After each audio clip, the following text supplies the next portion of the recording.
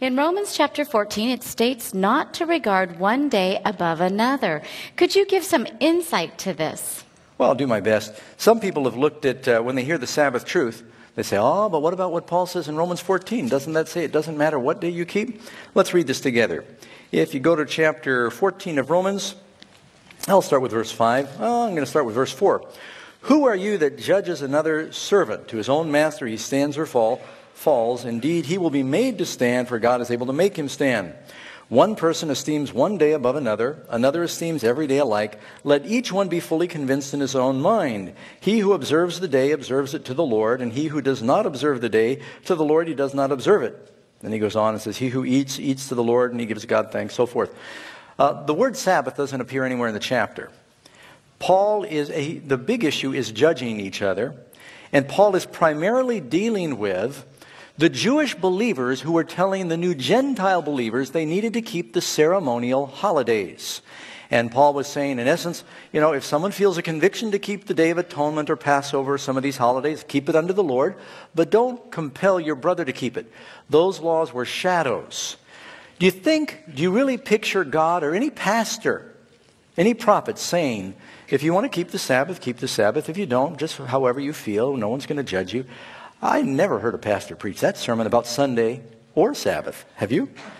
If you want to come, that's fine. If you don't want to come, that's okay. Is that what Paul's saying? Obviously not. He's talking about the Jewish ceremonial Sabbaths. All right. Please explain more about the seventh day. How do we know that the seventh day is Saturday? Because people learn the prominent truth about the Sabbath, we get a lot of questions on that, and we're trying to mix them up a little bit.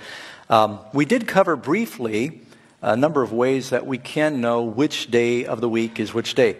First of all, if you want to believe the dictionary, the encyclopedia, they're very clear. Sunday is the first day of the week. Saturday is the seventh day of the week. If you want to know which day of our modern time is what we would call the Bible Sabbath, or the seventh day of the week, it has never changed from Genesis to the present. And as we said in, I think, 105 languages of the world, the day for Saturday is called Subota, Sabado, Sabbath day, Dia de Reposo. It's the day of rest, is the Sabbath day. Even among some of the Native Americans, they had a 7-day week, and guess what day it was when they were colonized? What we would call Saturday, they called the day of God. And so this can be seen all over the world. And then some of the most, I think, compelling evidence is you've got a whole nation of Jews who, of course, they kept the right day every day all through the wilderness, because manna came 6 days a week except what day? Seventh day, Sabbath. All through their experience in the Promised Land and through their captivity, not only have they retained their original language, they haven't forgotten what day was their Sabbath. And every Christian, when we celebrate the resurrection on the first day of the week, what day of the week is that?